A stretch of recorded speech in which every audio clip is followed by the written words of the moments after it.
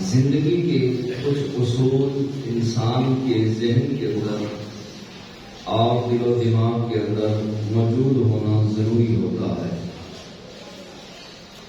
آج ملک پاکستان میں عالمگیر پریشانی پائی جا رہی ہے۔ پوری دنیا جو ہے وہ اس وقت ایک حیران کن اور پریشان کن کیفیت کے اندر موجود ہے اور ہر دل بے قرار ہے۔ ہر انسان بے چینی کا شکار ہے، پریشانیوں کا شکار ہے۔ مال بھی ہو، دولت بھی ہو، منصب بھی ہو، شہرت بھی ہو، ہر شے موجود ہے مگر دل کا سکون موجود نہیں ہے۔ دل کا قرار، دل کا چین، دل کا سکون یہ انسان اپنا کھو بیٹھا۔ ایک وقت تھا کہ ایک سوٹ گھر میں پہننے کے لیے موجود ہوتا اور ایک وقت کا کھانا دستیاب ہوتا، دوسرے وقت کا موجود نہیں ہوتا تھا، لیکن اس کے باوجود دلوں کے اندر سکون اور اطمینان کا نور باقی تھا۔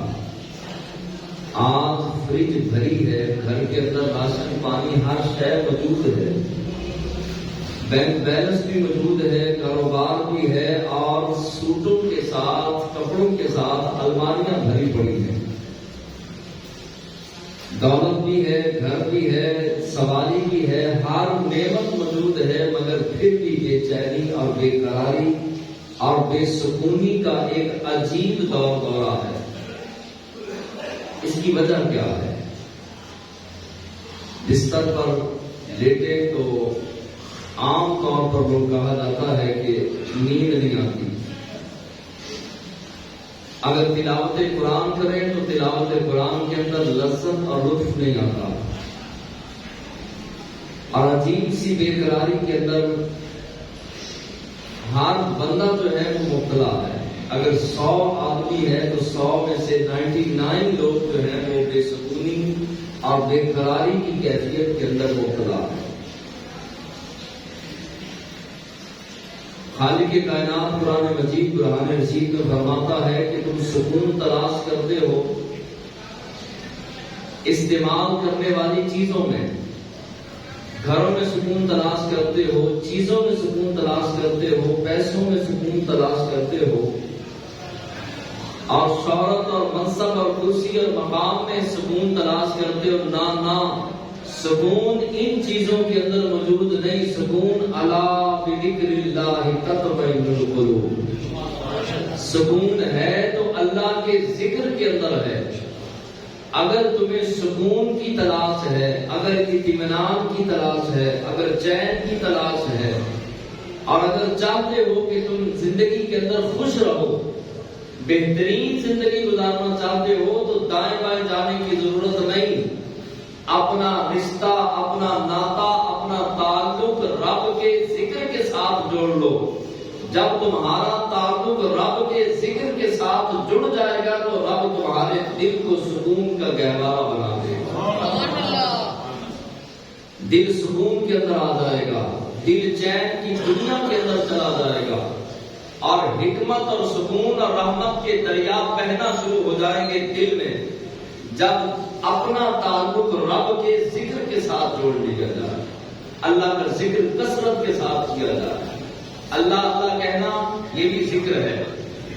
اللہ کے 99 نام اور اس کے علاوہ 3000 سے زائد نام ہے اللہ کے، کوئی بھی نام پکارنا یہ اللہ کا ذکر ہے۔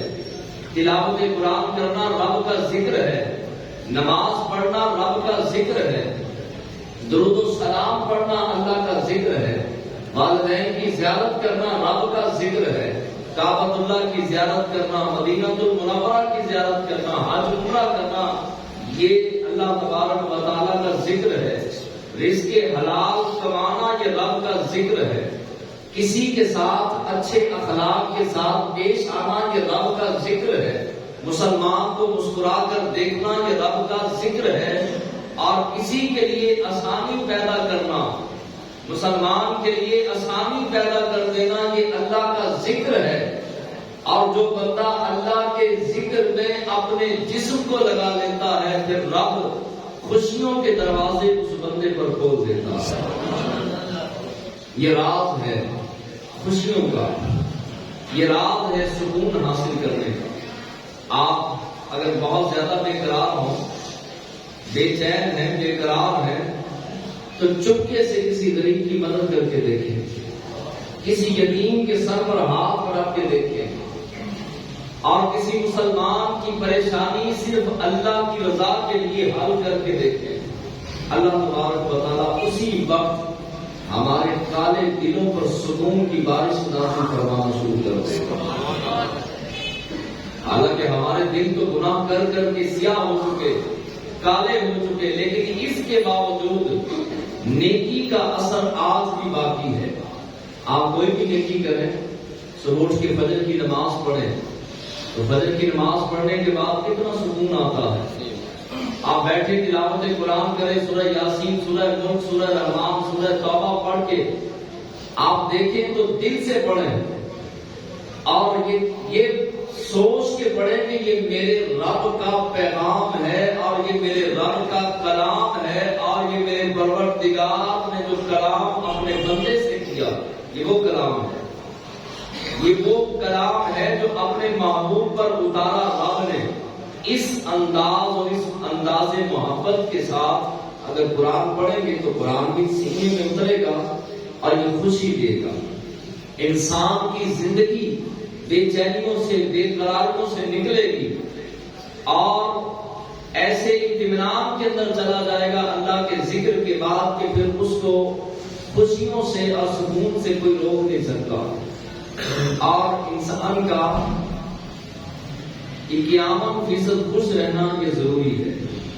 100% میں سے 50 اور 51% خوش رہنا یہ انسان کے لیے ضروری ہے، لیکن ہم تو 51% خوش نہیں ہیں۔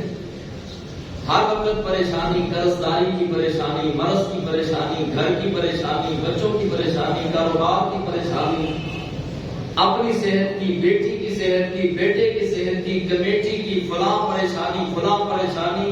ہر وقت ہم نے اپنے آپ کو اتنی الجھنوں میں ڈال کے رکھا ہے کہ خوشی نام کی چیز ہمارے بیڑے سے رخصت ہو گئی، اور ہر وقت الجھن کے اندر، ہر وقت پریشانی کے اندر۔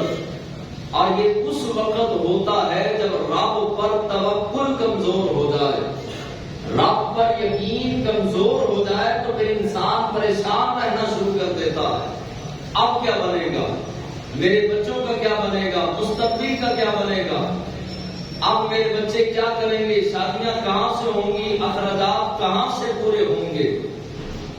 کیا پہلے اخراجات کو خود پورے کرتا تھا جو پوری کائنات کو چلا سکتا ہے، تیرے خرچے بھی پورے کر سکتا ہے، جو گھونسلوں کے اندر بیٹھے ہوئے پرندوں کو رزق دے سکتا ہے، وہ تیری ضروریات کو بھی پورا کر سکتا ہے۔ وہ شہنشاہ ہے، وہ رب ہے، وہ مالک ہے، وہ خالق ہے، کائنات کا پیدا کرنے والا ہے، کائنات کو چلانے والا ہے، کائنات کو بنانے والا ہے۔ ایک دانشور سے کسی نے پوچھا کہ آپ کو ہم نے جب بھی دیکھا خوش دیکھا، آپ ہمیشہ جو ہے وہ اطمینان میں پرسکون کیفیت کے اندر رہتے ہیں، پریشانی کیا ہے؟ آثار آج تک آپ پر نہیں دیکھے، وجہ کیا ہے؟ تو وہ مسکرائے، تو دانشور مسکرائے، اور دانشور کون تھے؟ شیخ شبلی رحمۃ اللہ۔ آپ مسکرائے اور فرمایا کہ میں پریشان بھلا کیوں نہیں ہوتا؟ اس لیے پریشان میں نہیں ہوتا کہ مجھے پتا ہے کہ ساری کائنات یہ رب کے دستے قدرت میں ہے، یہ اللہ کے ہاتھ میں ہے۔ درخت پر ایک پتا بھی اپنی مرضی سے حرکت نہیں کر سکتا۔ میری ہر خوشی اور میری ہر پریشانی یہ رب کی طرف سے آنی ہے، اور رب بڑا ہی کریم ہے، رب بڑا ہی سخی ہے۔ اور جب مجھے یہ پتا چل گیا اور میرا یہ یقین بن گیا کہ کائنات کو بندہ نہیں چلاتا، میں نہیں چلاتا، عام انسان نہیں چلاتا، رب چلاتا ہے۔ جب رب چلاتا ہے تو میں بازو سرہانے رکھ کر سو گیا، اور اطمینان کے ساتھ پرسکون ہو گیا کہ اب مجھے پریشانی کی لوڑ نہیں، کیونکہ کائنات کوئی عام انسان نہیں چلا رہا، رب العالمین چلا رہا۔ اور رب العالمین کون ہے؟ رحمان بھی ہے، رحیم بھی ہے، کریم بھی ہے، بصیر بھی ہے، علیم بھی ہے، خبیر بھی ہے، ہر خبر جانتا ہے، ہر علم جانتا ہے، ہماری ہر ضرورت کو جانتا ہے، ہمارے دل کی کیفیات کو جانتا ہے۔ اور رب سخی بھی ہے۔ رب کی صفتوں میں سے ایک صفت ہے کہ رب سخی ہے اور سخیوں کو پسند فرماتا ہے۔ جو رب سخی بھی ہو، کریم بھی ہو، رحمان بھی ہو، تو ساری کائنات کا نظام بھی رب کے پاس ہو تو پھر پریشانی کی ضرورت ہے جی؟ گھر میں کوئی چیز تقسیم کرنے کے لیے لائیں اور وہ ماں کے ہاتھ میں دے دی جائے اور ماں کو کہا جائے، باپ کہے ماں کو کہ یہ تم نے تقسیم کر دینی ہے، تو ماں عدل و انصاف کے ساتھ تقسیم کرے گی یا نہیں؟ ماں تو اپنی اولاد کو جو ہے وہ عدل کے ساتھ، انصاف کے ساتھ، محبت کے ساتھ تقسیم کر دے گی۔ ایک ماں کی ممتا کو پیدا کرنے والا رب 70 ماؤں جتنا اپنے بندے سے پیار کرتا ہے۔ اب ایک ماں بچے کی ضرورت کو پورا کرنے کے لیے ہر قربانی دے دیتی ہے، اور جو بندے سے 70 ماؤں سے زیادہ پیار کرتا ہے وہ بندے کی ضرورتوں کو پورا نہیں کرے گا۔ البتہ بات یہ ہے جہاں پر ہم پریشان ہوتے ہیں، ہم کوئلہ دے کر، آپ نے 6 ماہ کا، 5 ماہ کا، 2 ماہ کا، 4 ماہ کا بچہ دیکھا ہوگا، اس کے سامنے آپ کوئلہ بھی رکھ دیں، دہتا ہوا کوئلہ، جلتا ہوا، تو وہ کوئلے کو پکڑے گا۔ اب ماں یا باپ پیچھے کریں گے تو وہ دوڑے گا، آگے کی طرف ہاتھ مارے گا، اس کو یہ پتا نہیں کہ یہ کوئلہ ہے، اس کو ہاتھ لگایا تو ہاتھ جل جائے گا۔ ماں اس کو کھینچ کر پیچھے کرتی ہے، کوئلے کو اٹھا کے دور کر دیتی ہے۔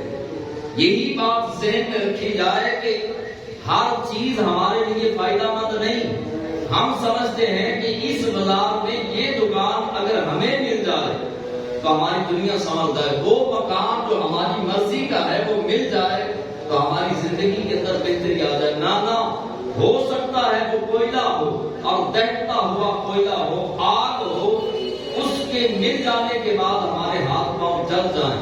رب ہمیں اس نعمت سے، اس چیز سے دور کر دیتا ہے اور ہم پریشان ہو جاتے ہیں۔ اس کی وجہ یہ ہے کہ اللہ پہ یقین کی کمی ہے۔ جب رب پر یقین کامل ہو جائے کہ رب جو کرتا ہے اپنے بندے کے لیے بہتر کرتا ہے اور جو ہوگا وہ بہتر ہوگا، تو ساری پریشانیاں ختم ہو جاتی ہیں۔